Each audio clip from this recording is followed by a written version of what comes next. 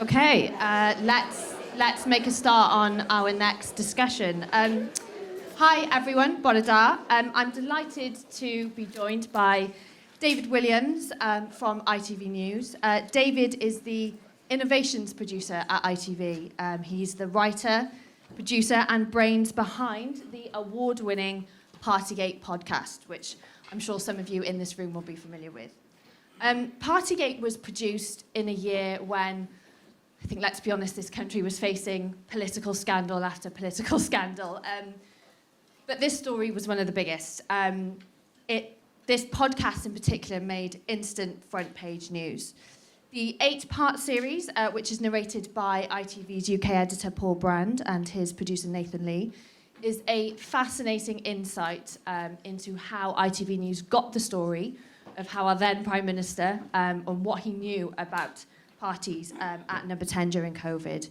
And you hear from some of those whistleblowers in their own words for the first time. Since its publication last year, Partygate has reached millions of listeners and scooped up multiple awards, knocking some of the most popular podcasts off the Apple charts. And it was also cited in the most recent Reuters digital report as really setting a standard for documentary podcasting, and I'm delighted we're going to hear a bit more about how it was made. So, David, what was it about this story that you thought, or the commissioners at ITV thought, would make for a good podcast? Well, good morning, everyone. First of all, bore da. That's the limit of my Welsh, I'm afraid. I'm half Welsh, and my nan used to wish me a Nostar Cariad every night, and I've done it all now. I've got it all out, but I'll do the rest in English if that's okay. That's the question. We were always asked at the opening, kind of, why did you do this as a podcast? And I mean, part of the reason it was in the question you heard already. You know, this absolutely stellar journalism that Paul Brand and his producer Nathan Lee had uncovered and had led the exclusive after exclusive in the scandal, which obviously caused huge waves in Number 10 and for Boris Johnson and with front page news. That suggests it's inevitable we should just do a podcast telling you how did we do this incredible journalism. And it was my job to do that, and I was absolutely petrified because whenever you're starting a new podcast or you're putting a plan together, you're thinking of the audience, who's the audience for this thing? And I kind of told my boss, well, I've looked into it, I think we've got 3 types of people for the audience. You've got the people who absolutely loved Partygate, followed everything, anything came out, they followed it. They know everything about this story. What do you tell them that's new? I already know that all. You've got the audience that thinks, another group that says, I think it's a load of rubbish, it's a load of nothing, it's just trumped up, it was a piece of cake in a room for his birthday, and it's just a sort of political witch hunt. Or they definitely don't want to listen to a large 3-hour story on how we put this thing together. And then there was the other third group, I sort of surmised, that they were the people who followed it and just thought, I just fed up with the whole, I don't want to hear the word Partygate ever again. So it was my job to spend a lot of time putting together a large series which was going to take you inside this story. And I thought, there's no audience for this thing. It's going to be incredibly hard. So the key element that we had was, well, we could tell things you don't know about the story. How did that journalism get to air? I wasn't in the newsroom when the journalism happened. I had my second child, daughter, and I was on paternity leave. So I missed the kind of frantic getting things to legal checks and everything and that feeling. So I thought, well, there's something there. The audience doesn't know that. Because the story had already been told, hadn't it, on the news? Absolutely. And the other complication was, at that point when we started this project, Boris Johnson was still Prime Minister. So the other question I had was, well, if we tell this story, there's not really an ending to it. Where do we end? What point do we say? And we'll come back with you on that at the end. So I had those problems to wrestle with, and my solution at the time was, well, we've got the whistleblowers. Can we get anything from them? They were in the room all the time. It's that access for the audience, giving you a new access to a story. What's happening on the day that Boris went into the Parliament and said no parties were had? Well, what were they doing in Number 10 when he said that? What was it at the Parliament? How debaucherous did it get? We'll probably hear a clip later on that will give you an indication of that. So we could offer the audience a new way into the story. The thing we just hadn't catered for, and why we probably end up with a few of these awards at the end of it, was what they told us. They told us so much more than they had done before, and claims that we couldn't believe, and therefore breathe new life into the story, led by, I think, the first clip we'll hear, which is Well, it probably might be self-explanatory, actually. Yeah, let's have a listen. So this first clip, it's one of the explosive revelations that was made in the podcast, specifically about what Boris Johnson said at one of these parties. So let's have a listen. I was working late, some music came on and the mumbling sort of rose and there were loads of people stood around. But this time I came out because I heard the Prime Minister speaking, and that's when I heard the quote, "This is the most unsocially distanced party in the UK right now." And everyone was laughing about it. Everyone was just sort of everywhere. It's quite a chaotic sort of atmosphere. The most unsocially distanced party in the UK. When we put that exact quote to Boris Johnson, his office told us, during the pandemic, 10 Downing Street staff worked to coordinate the UK government's national response. The work of Downing Street staff was crucial as they helped marshal the UK's response to a national emergency. In journalism, we call that a non-denial. In other words, his office aren't telling us he didn't say it. So that's the full clip, just to come off the back of that. So that really, at that point in the story, was extraordinary. We hadn't ever heard, Boris Johnson, there's the idea that he acknowledged there were parties. He was denying that the whole time. There he is with a direct claim, which was backed with other sources who supported it, saying that he was joking that people were at these unsocially distant parties. We'd already had pictures of him holding the wine glass up at that event, so people had the context for it. But to hear that directly just put him under so much pressure. And once the series actually was released, and we'll come on to that, I'm sure, but it was something which would be used in direct evidence to him to question, well, what do you know here? And in the podcast itself, one thing that Paul and Nathan, and obviously you were great at doing, is taking the audience into the room with them. And one standout moment for me was when they described how they received that photograph of Boris Johnson holding up that champagne glass, and they were on a train, surrounded by football fans. And in that podcast, in one of the episodes, they talk about what that was like. They had to pick up their laptops and move seats to a quieter part of the carriage. Why was that important to illustrate to the audience about how this story came about for them and their journalism? I think it's when you're investing in a podcast and you're investing in a long series, you want to stand on the shoulders of the people who are pursuing the story, and you've got access to that story publicly. You're watching the news bulletins, or you might have seen it in the headlines, or you might have associate. Oh, I know that image, that famous image of him holding a glass of wine or a champagne. I can't remember which one it is either. Champagne. Yeah. But the podcast, you've got that luxury to take the audience with you to places that they couldn't otherwise have access to. They would have seen that report go to air that night. Well, Paul wouldn't refer to, we got this on a train at that time. He wouldn't give you that kind of access. And actually, they were headed to Manchester. They had to move seats. And it enables you to produce the sound design of the train rumbling, of football fans chanting, and giving you that atmosphere.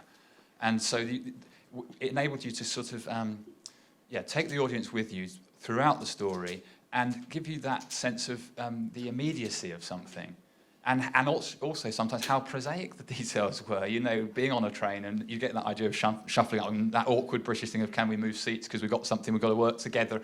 And it just changes the dynamic of it. And it also humanises Paul and Nathan and who they were. And Paul got to Manchester. This is towards the end of the story for him. Lots of things had happened. He was a big name with the story. But he got to a Manchester hotel, and a guy came out and said, "Oh, you're Paul Brand, aren't you? I just want to say thanks for doing what you've been doing with this story." And it humanised him, and he felt the weight of an enormous national story on his back, and one that was very divisive politically.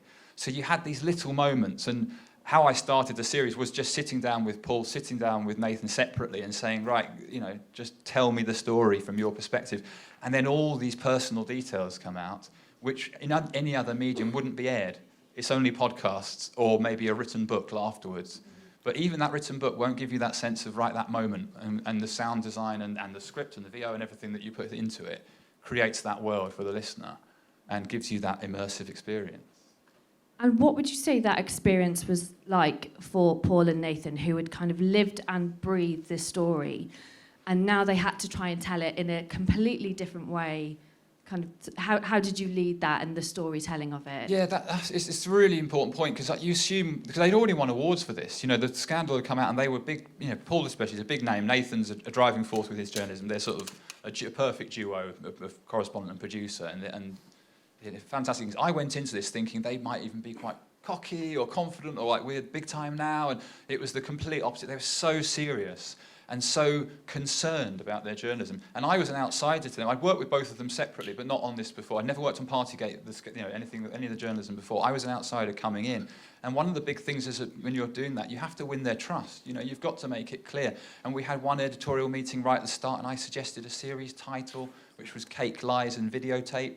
And they said, please don't go anywhere, we'll have it keeping to the inside story. Because that's not what the story's about. It's not about a piece of cake, did he eat it or not? It was, you know, truth and trust, and it was this really important, what was said, what did people in a powerful position say to the British public, was it true or not? And they had this responsibility. Every time they put something out, the Labour Party grabbed it as a political weapon. So they had to follow this incredibly tight line. I mean, Paul always used the analogy of a Ming vase walking across, not dropping a Ming vase. It's quite a common political analogy, actually, when I looked into it. But essentially, you've got this really, really, vital thing. You could drop it at any moment. It could smash. You have to be so protective of it. And I put together a 100-page series script before Paul had even looked at it, to look across, we'll adapt his VO. I laid out the entire story for him. And that was a lot. I felt that. From a small part of it, they dealt with the most pressure, but I dealt with that pressure of feeling this is a big story. If this goes wrong, if lawyers don't pick things up, where are we going to end there? You're writing things about the then Prime Minister. At that point during the series, he became our former Prime Minister because things move quickly. And so, you've got the weight of that story. And that's another thing with the podcast. You have a chance to reflect on that. Paul and Nathan could discuss that. What was it like for them personally dealing with it? And again, giving you more insight than just assuming that's doing well for that ITV News correspondent and that's led the papers or something like that, where you get a wrong perception when we get a chance to give you more information to form that worldview on the story. Well, let's have a listen to another clip. So this is one of the whistleblowers talking about another party which took place, and this was the night before the Duke of Edinburgh's funeral. Hours before the Queen mourned alone, around 30 staff got together, even breaking a swing belonging to the Prime Minister's son. For the first time, one of our sources describes just how raucous things got. Obviously, the Duke of Edinburgh night was particularly bad because you had this laptop blasting Spotify out in the middle of a workplace, people dancing around, forming a circle where they were all dancing, wine was going all over the floor. It got into the photocopier. That photocopier had marks of wine all down it. And then there were people huddled into this tiny square kitchen. There were like two couples there who were getting it on with each other. We all saw them touching each other up. It was pretty bad. And then there was another couple there who weren't openly a couple, and they were all over each other as well. So you've got to imagine all these people dancing in the middle in this closed kitchen area. Lots of people in very close proximity talking to each other, and other people standing around watching this thing. Eventually, everyone got kicked out into the garden and people grabbed all these bottles. Just listening to that there, I think what this did possibly for a lot of people was reignite their anger at the story about, what was going on at Number 10 at the time when everybody was dealing with a lot of difficulties. The reaction to this story, I think, is quite important. And you revisited the podcast, didn't you, for a bonus episode, right when that Privileges Committee report came out. Talk to us a bit about that. Yeah, so just in the time frame of this, we released the podcast in January last year. Boris Johnson was out of office. We'd had Liz Truss for about 25 minutes. And then the Queen died amid that. The economy had gone pretty badly. And then Rishi Sunak was the Prime Minister. So we're talking about 2 Prime Ministers ago now, Boris Johnson, but he still had that outstanding investigation by MPs, the Privileges Committee, as you rightly say, which was due for the March. So our podcast came out in January, big headlines, because it was things we hadn't heard about this story, and I think it was a difficult sell for us for the months before that, because there was so much. The world had changed, Britain had changed, it moved on again. We had that problem of would an audience be there for this stuff or not? And I kind of felt like it was a bit of a gamble. We'll just find out. But it went out in January. It got a big pickup. It made a big noise. And actually, the instant reaction of people was, I'm angry all over again. And looking back at it for a few months later, we kind of felt it was a chance for people to almost deal with something that they didn't deal with at the time. Events moved so quickly on from it, they could actually sort of take into account what happened and think, all right, this has to be dealt with. Boris Johnson faces these questions. What his answer is going to be? Ultimately, the Privilege Committee decided he had lied. And they cited several parts of our podcast as line of questions to say, what did you know or didn't know? He obviously resigned, if you remember, before the report even came out definitively, but he would have been suspended, etc. So, in a sense, the podcast, when it started at that starting point, it didn't have an ending, actually played a role in bringing about what was a remarkable ending, an absolutely unprecedented ending for a Prime Minister. We've never seen in Britain anything like that played out in the way it has. So we sort of could never have had our ending without helping to work to create it, which was quite profound. So it gave us, at that point, it's such a justification for doing it and realising, if you're going to bring a podcast out on an issue of that importance, well, what contribution you're making to the story, how is that story moving on? Don't look at that thing as a historical document, but it's actually an active document. And so once he had actually fallen out of power and resigned as an MP, that's where we came back for that eighth episode, effectively completing a relatively traditional 8-part series. As anyone builds a true crime stuff, you normally listen to over 8 parts. And we had that sort of ending point for our series, which was much more of a pop-up feel, and you got a sense it still followed a little bit of VO within there, but largely Paul and Nathan just reflecting on, my gosh, what's happened in the last week here. And gave it that conclusion. And it gave it that conclusion, yeah. There is so much more I want to ask you, but I'm not going to be selfish. I'm going to open it up to the room. We've got a couple of minutes for some questions, so go for it. Yeah, you over there. So your podcast has already got an ending. So how do you conclude an ending? And what are your suggestions for those that do not have who make a podcast that doesn't have a clear ending? Yeah. So just to repeat the question for people in the room who might not have heard, how do you produce a podcast that doesn't have a definitive ending? Yeah, it's a really interesting question because you can deal with the story. And this is what we know so far, and actually, therefore, if it's not resolved, what are the questions? What are the details that we need to find out? Will we learn those in the passage of time or not? And I think you find a lot in the true crime genre, obviously an enormous genre within podcasting. That's actually built in as part of their release strategy to sort of deal with this. This is much of a mystery as we know. And we hope to kind of develop this thing on. I mean, if the podcast that started it all, Serial, back in 2014 time, he was in jail. Well, it took several years later, and then he's been, released with questions over the sentencing and everything occurring. But there was, that was effectively an unresolved story if you consider that there was the potential for him to be released, and it's changed. So that's where podcasts, I think, can live now and be as active and bring you as much insight into a story. As possible, but it doesn't necessarily need that ending. And we released our podcast 7 episodes in without that sense of an ending. We left it with a sense of a cliffhanger, as well. Time will tell with what happens here. So essentially, like a Harry Potter novel, except the Deathly Hallows. basically, when J.K. Rowling wrote the book, she always put some kind of cliffhanger mysteries that you already conclude at the Deathly Hallows. Sure. I think probably the publishers encouraged her to leave it open-ended as well, if they had a 9th title or 8th title. Yeah. Okay, I think we've got 2 more minutes, so any more questions? Zara? With this podcast, it was kind of a look back at sort of Partygate as it happened then. You're now developing the ITV News podcast, the politics podcast, and it's moving into sort of video aspect. What are some of the key differences between working on both those projects and things, challenges you might have faced with the new podcast compared to Partygate? Yeah, so that's a bit of an insider question because Zara and I used to be colleagues at ITV News, so she knows a lot about what we're doing at the moment. So we've got a newsroom studio, and I look after most of our flagship podcasts. So we have a quick briefing podcast that's called What You Need to Know. We've just launched a politics podcast, Talking Politics, with Tom Bradby, Robert Peston, and Nushka Astana, and that's actually being produced within a video studio. So you start to have discussions of, well, how do we use a video space, and how does that become an audio piece as well, piece of content as well. You have seen podcasts that have sort of gone the other way. They've been audio first and then moved and become a video thing. So quite a few of those are just with headsets, and they're just recording around their radio mic, or their recording mics.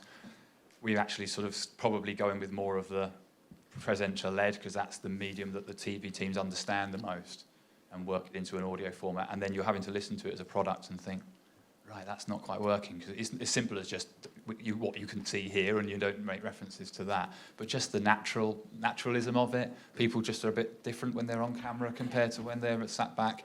And can you kind of keep that sense of conversation and that relaxed nature that other things like newscasts that do that very well, really. You get a sense that they're very different to how they're appearing later on in the news cycle. So it's a challenge, is the answers are. It's, we haven't got all the answers, and we're working at it episode to episode, and every episode we slightly improve it from the last one, which is, if you're doing an ongoing podcast, that's your only aim, really. Make the next one better than the one before it. Great. We are going to have to end it there. But David, thank you so much. Absolutely fascinating discussion, and thank you for joining. My pleasure. And